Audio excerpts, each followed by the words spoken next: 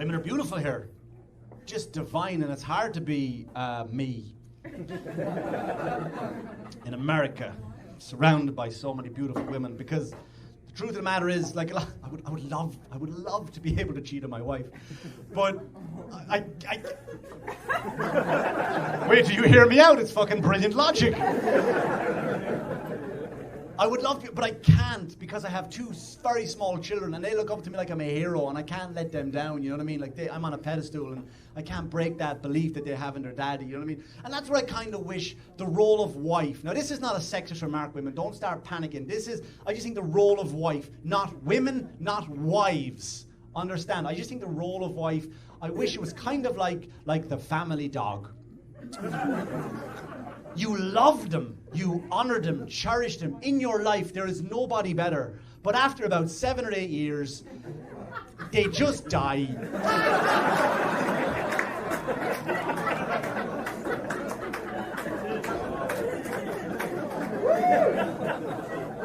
And you go to the pound and get another one. And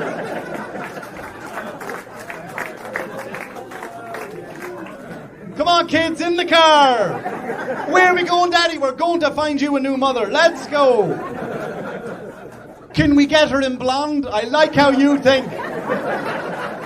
You get to sit up front. Well done.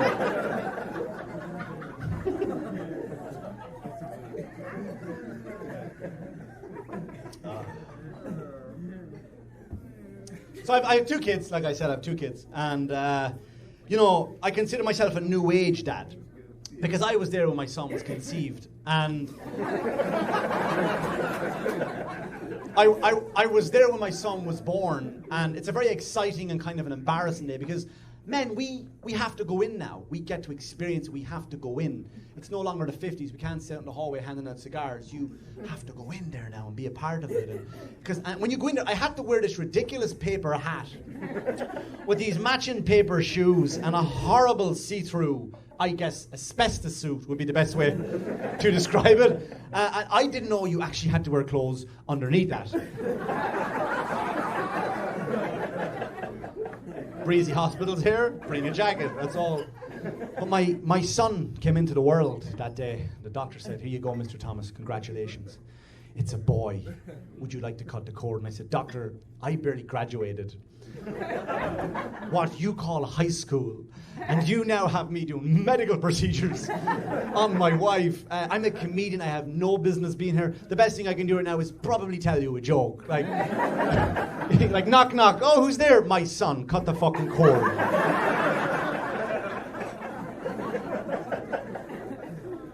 Best case scenario, I can mop up this mess that she left here. You know what I mean? It's okay, we have somebody for that. And they did. In walked this nice guy, big name badge. He walked in, he's like, "Hello. I like your wife's vagina."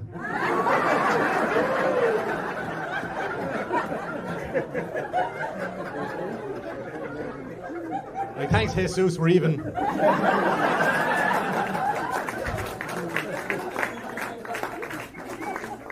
But then we get asked a question. The question, when you've had a boy, would you like us to circumcise him? I said, he's Irish, leave him with whatever he has. Look at the size of that, and you want to come at that with a knife? Come here, in fact, if you have a bin with all the other leftover bits from today, maybe we can construct some sort of an extension and just add it on, because that's awful. Terrible. But yeah, you laughed when I said I was there when my son was conceived, because there's a difference between how we had him, because my son was just a fucking accident. He was the worst kind of accident you could have. He really was just, oh my Christ almighty, what an accident. But my daughter, she was planned. Like, she really was planned, because I'm not going to let, you know, I've been personal enough tonight, I'm not going to be too personal, but me and my wife had problems conceiving our first child, and I'm not going to let you in too much, but let's just say one of us had problems with our ovaries.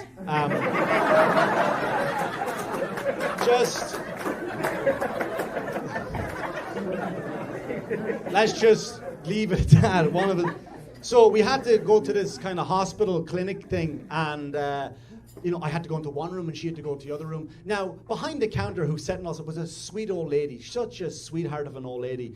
And she's like, here you go, here's a cup. Just take this brown envelope with you.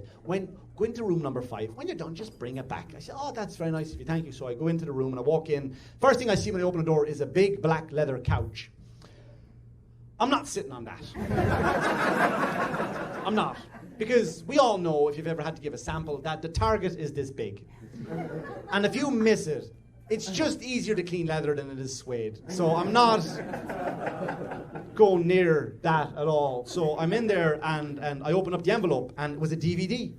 And I take out the DVD and what it was, it said, I swear to God, it said, Big Booty Bitches 4. On the front cover was this big black girl with a huge arse just pointing it at you, just going, you like that, don't you? That's all for you if you want it. I was like, this is not my thing. So I'm bringing this back. So I walk down the hallway and I turn the corner. Now the sweet, dear old lady who I was now comfortable with, who was there, has now gone on her lunch break and has been replaced by a big Jamaican woman. I went, oh, for fuck's sake. I can't bring this back because she's going to think I'm a racist, you know what I mean? She's going to be like, what's the matter, boy? You don't like the black girls? Here's what I said. I swear to God, I went, it's Big Booty Bitches 4. I haven't seen the first 3.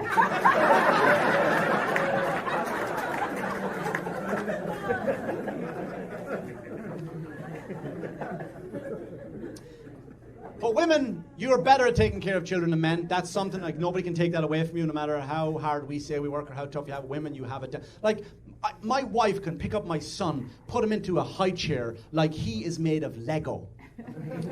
When I do it, it's like, have you ever tried to flush an angry cat down the toilet? It's just, fucking get in!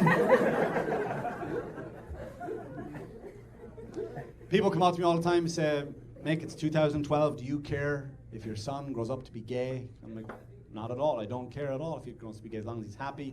You know, it's like, hey, listen, it's legal to get married, gay people to get married in New York. Isn't that fantastic? It's good, absolutely, it's great that, you know. But and can we just lift the ban on UFC now, please, if you could?